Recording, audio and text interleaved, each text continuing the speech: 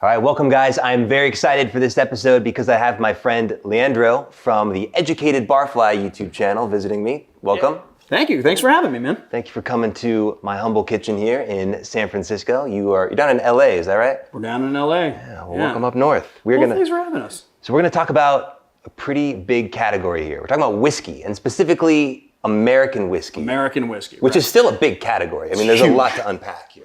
There is. I mean, it has a lot of history. I mean, what I really like about just like whiskey production is that it goes back to the very beginnings of this country, and it sort of unfolds throughout history. And there's a lot of history that you can find through, like that you can basically find out about through the lens of whiskey production. And if you want to see that, we've got part 1 of this video, which is on the Educated Barfly right now. So you can go click that, watch that, come back here and click this and watch this. Well, you're already watching this, but come back and watch it. Or you can do it in reverse order. It doesn't really matter. So let's level set. Like, what is whiskey in general? Like, how do you define a whiskey? All right, so this is a big question that I get asked a lot, and I'm gonna say right now that I'm not an expert.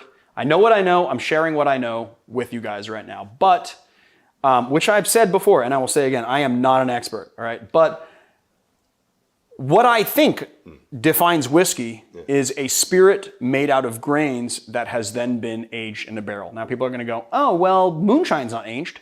Well, moonshine doesn't necessarily have to be made out of grains. It can be made out of anything. Moonshine is a term that came about during Prohibition actually even before Prohibition, that just basically is used to describe illicit spirits being made under the government's nose, basically.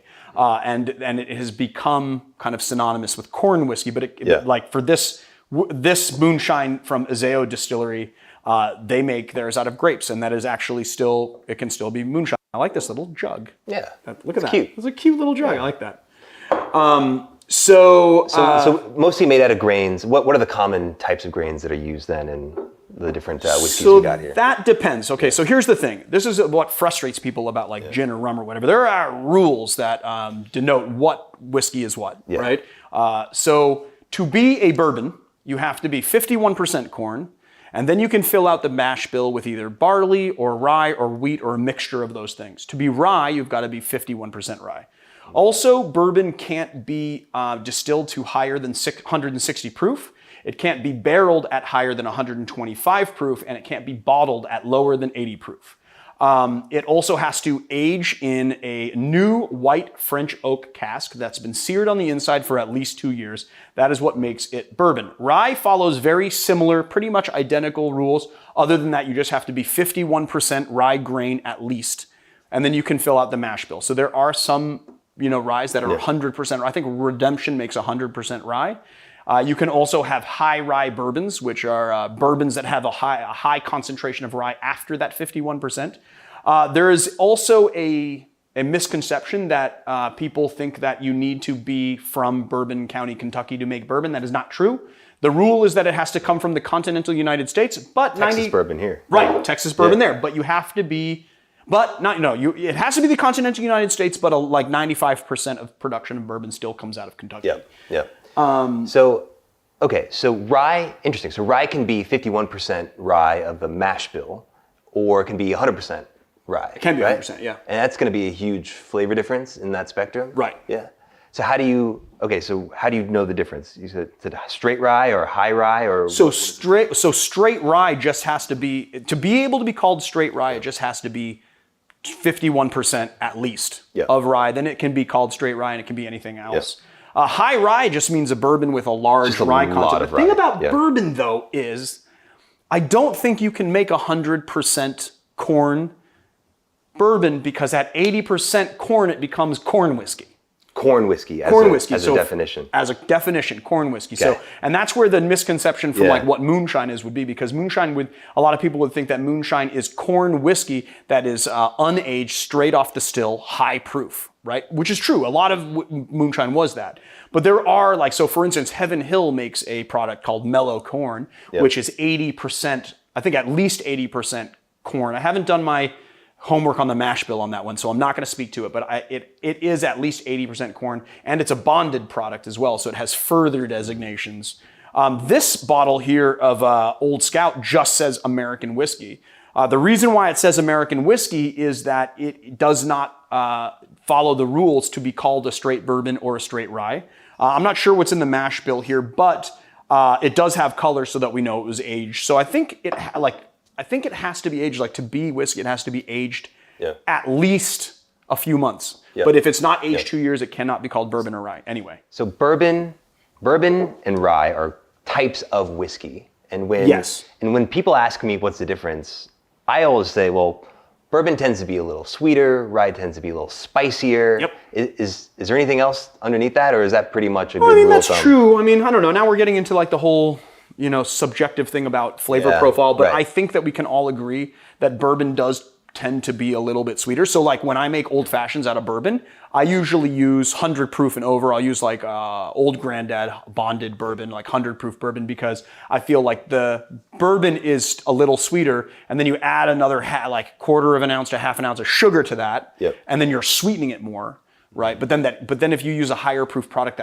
that heat gives like a spicy sweet, like kind of juxtaposition, right? So like playing off each other. That makes sense. But yeah, I think that you're right. Like this would be spicier and this would be a little bit sweeter. Corn, I think, is just a sweeter grain, right? So yeah. Do we just use corn because we have so much of it here in the U.S. and it's like heavily government subsidized? Is that partly why we're doing so much corn? At the time that we started making bourbon, we had just started growing corn, but we realized that we had in those regions favorable. But you're right. I mean, everything from Duracell batteries, like most cereals, are made out of corn. So we do have a lot corn of syrup instead of sugar. Right. So we do have a lot of excess corn, and I'm sure that is a boon to the bourbon industry for sure. And then I touched upon bonding a little bit. Bonding is another designation for whiskey, which states that. So back in the 1800s, the way that the government would sort of certify the quality of a product, that it was 100% the product it purported to be, and not just like watered down Canadian whiskey that we were bringing down here to basically lengthen with water and make money off of and rip people off. Was that they created this designation called bonding. So they would have a bonding agent on site in the distillery, and they would certify that the bourbon, that the whiskey, whatever it was 100 proof. It was from one growing season, from one single distillery, so that none of the product could be blended unless it was all from that same growing season. So it was from one season of corn or one season of rye. Got it. That makes sense. Yeah. How do you make your old fashions? Ooh, how do I make my old fashions? I have a really specific, tried and true way. I do depending on the type of dasher, I'll just pretend it's from an Angostura bottle. I use 2 to 3 dashes of Angostura bitters and a 1 sugar cube, which probably equates to about 1/4 of an ounce of simple syrup if you're doing simple syrup. I like the sugar cube because the sweetness is on a time release when you do that. The cube. Oh. I do the cube, and then I muddle it, and then I put in a dash of soda, just a dash. The reason why is because the carbonic acid in the soda will help the sugar dilute. The thing is that what I'm going for is a grainy texture where you have semi-diluted sugar so that it's a little sweet, but you still have that grainy sort of sandy taste to it. The thing is that as the big ice cube that we're going to put into this old fashioned melts, it dilutes more of the sugar. So what you do is, what I like to say is, so you have this, it's hot when you first taste it. Yeah. As you're drinking it, it gets sweeter and sweeter and sweeter, and then the last sip is just like this bourbon or rye sugar pop. Yeah. And then what happens when you eat sugar? You should know this. You're from a thing called cocktail chemistry. What happens when you eat sugar? What happens in your brain when you eat sugar? I get a big dopamine. Right, dopamine releases. It makes you happy. What does that do? It leads you to your next old fashioned. There was a period of time, I think, when the old fashioned was actually served with a little spoon in it, specifically for spooning out some of the leftover sugar. I think that was I had not heard that 10-year period of time in the early 20th century where you would find it with a little spoon. Oh, I gotta do a deep dive on that because that sounds right. But I actually never heard that before. So do you prefer rye or a bourbon for the old fashioned then? Here's the thing. I like both, but the thing is that I will say that when old fashions were first made, they were first made with rye whiskey, and I think that the purpose of the drink, other than just masking harsher flavors from the rough distilled spirits that we used to make before it was an art in this country, was to sort of juxtapose the sweet and spicy, right? So you the spicy and sweet. For me, some bourbons are a little bit too sweet with extra sugar added to it. I would rather just drink that on a rock, with like just like a little bit of water going into it. But I do like bourbon old fashions, but when I do, I make sure they're overproof bourbons. Got it. Yeah. Got it. How do you make your old fashioned? I'm a rye guy myself. I like a really spicy rye. Right. That's how I describe it. Spicy rye. I do like a Michter's. Rittenhouse is another good one. Awesome. $20+ a bottle. It's like such also a great value. Bonded. Also bottled and bond. Yeah, exactly. I do about a couple ounces of that. I actually like a little maple syrup as my sweetener. That's my like savory sweet, right? I love it. It's good. It's just like breakfast in a glass. A couple hits of Ango, and I actually like a lemon peel instead of like an orange peel. Right. Hey, have you ever had like a Benton's old fashioned? You know what a Benton's old fashioned is, right? The bacon fat. Yes, from like actual Benton's farm bacon. Yes, I have. I've ordered the Benton's. There is amazing. Yeah, that is a great. So good. That is a great drink. Do you have a video on it? I do. All right. You guys should go check that video out. Old to the old fashioned, actually. Yeah, I did a couple old fashions. So here's the thing. That tutorial is going to take you a little bit of work to do because you're going to have to get this Benton's bacon. But I will say this. If you do that Benton's old fashioned, do not do it with Oscar Mayer bacon. It's not going to be the same thing. There is a place called Benton's Farm in Tennessee. Yeah. It costs you $32. You will get 4 Benton's things, and you should order that. It's worth the money. It'll last you for a while. Then do the bacon fat wash per Nick's instructions because that is an amazing old fashioned. It's delicious. It is amazing. I was at PDT 3 days ago. Oh yeah. And I didn't get it. I saw it on the menu. I almost did, but it's been on the menu since since its inception. Yeah. It's that popular. Yeah. Don Lee, I think, was the guy who came up with it back in the day. I right. think. Yeah. And now he's partners with Dave Arnold in Existing Conditions. Yeah. So you should go see that part. Check it out. So we covered rye, we covered bourbon. There's other parts of the mash bill as well, right? Like wheat and barley. Right. So here you go. So then you're getting into the nuances of I don't know, I made this face like it's such a burden to talk about, but it's really not a burden to talk about. We should probably get some glasses, right? We can make that happen. Tasting some of this stuff, right? But basically there are certain coveted bourbons like Pappy Van Winkle, which are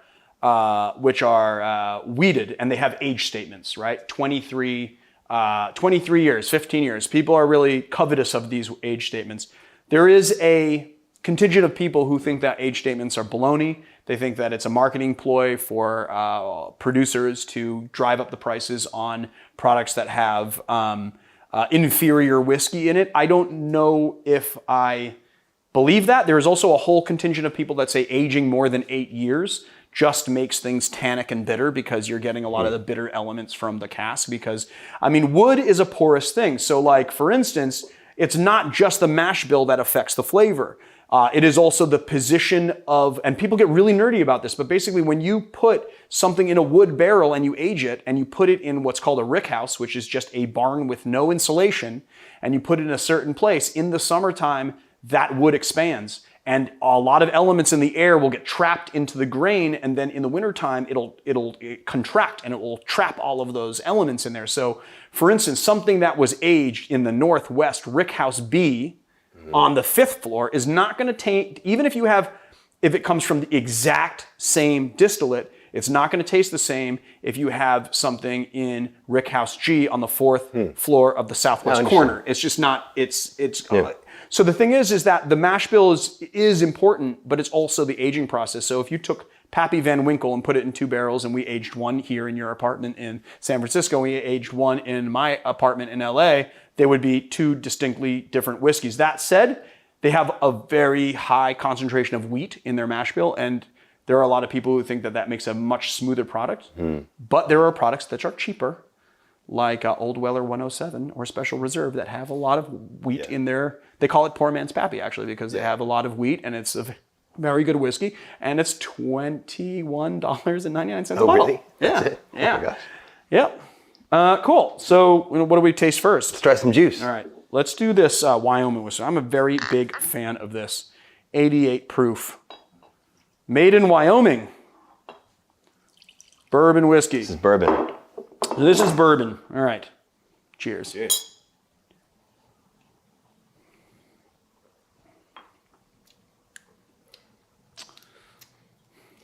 Try not to say sweet, but it's sweet. I'm like, it is sweet. I know bourbons are sweet. To me, it has you know what it has? It has It has kind of like an apple cider sort of taste to it, right? Like Yeah. I mean, you're getting that like caramel, vanilla, but it also sort of has like an apple vibe to it. It's got, or like maybe stone fruit, like kind of light stone fruit.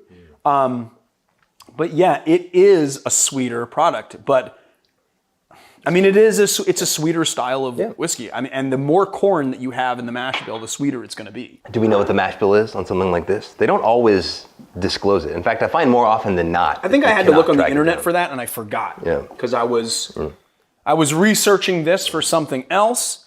I looked at the mash bill. I will say that the head distiller at Wyoming Whiskey was the head distiller at Maker's Mark.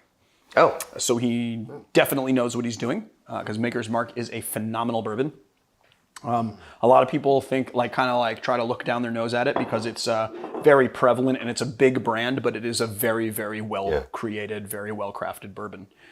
Do Kentuckians look down on all the other bourbons out there in your experience? I don't know. I mean, I haven't been to Kentucky enough to know I don't know. I don't think so. It seems like it's a pretty tight knit sort of supportive community. If you're from I Kentucky, mean, I haven't found that. Let me know what you think if you're from Kentucky. You tell me. Should we compare that to a rye and just get the contrast? Yeah, I'm gonna actually just wash this out real quick. Smart. I probably should wash my mouth out, but whatever. I guess we're.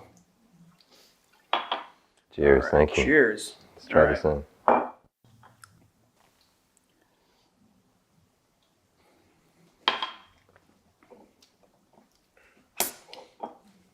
Oh, I get a lot more in the nose on that. Yeah, I mean, I gotta say, this is still not what I would call sweet. Yeah. But it's it still has a residual sweetness as it evolves on your tongue. I do get the caramel on that. Super caramel, little burnt sugar in there, right? That's good. It also has an inherent spice, and I think that a lot of people would mistake that spice for the heat of the proof. What is that? And this is 84.8, so it is not overproof, but it's it's hefty stuff. But there is an inherent sweetness. I mean, an inherent spice to it that is not in bourbon. Yeah, no, that's good. I'm definitely more of a rye guy myself. That's what I used to be more on the bourbon side, and I feel like I've just moved more to the rye side in the last 5 years or so. That's my old fashioned go-to. Yeah, I mean, I'm right there with you. I do like bourbon a lot, but if I had to choose my desert island spirit, this is the last thing that I was gonna drink for the rest of my life on a desert island, it would probably be rye whiskey. Yeah. Maybe even Rittenhouse. Such a good value. It is. It's the best value. Well, I mean, if I'm on an island, I'm not even thinking about value. It's just a great product.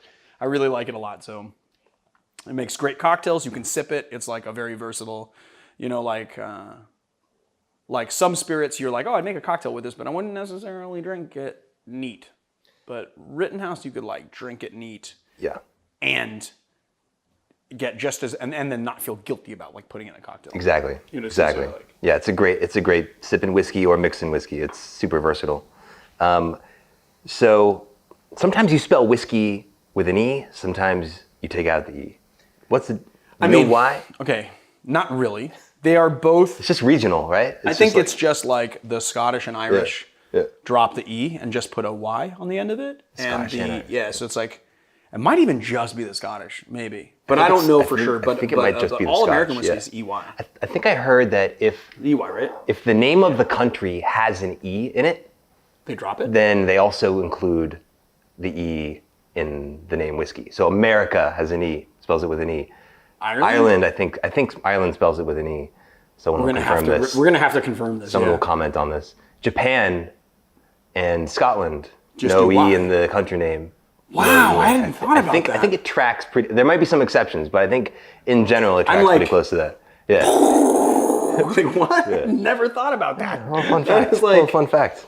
That is interesting. I want to verify that. I hope that that's true. I really hope I'm going that's with true. it. I'm going with it for now until someone corrects me. Sweet. I don't know. I mean, do you think that we hit all the bases, man? I mean, like, I hope that you guys got a lot of value about this. I know you guys are going to be commenting below. If you guys have questions, please ask us. We will definitely get back to you, provided you're not Daniel Solis. If you're Daniel Solis, we are not going to get back to you. And this is a huge category. We just focused on American whiskey here today, and there's a ton of stuff we didn't touch on here, but there's so much to unpack. So I just want to thank you for coming on the channel. Yeah, thanks for having me, man. This was fun. Y'all need to, right now, head over to Educated Barfly and check out a deeper dive into the history of bourbon. And then we're going to put out a couple more videos as well. Yeah, we're going to put out a couple more videos. So we got some planned. We're not going to tell you what they are yet. Yeah. But you should keep your eye out for them. They're going to be coming, and they're going to be good. They're going to be really good. All right, guys. Well, I guess we'll see you next time, right? Cheers.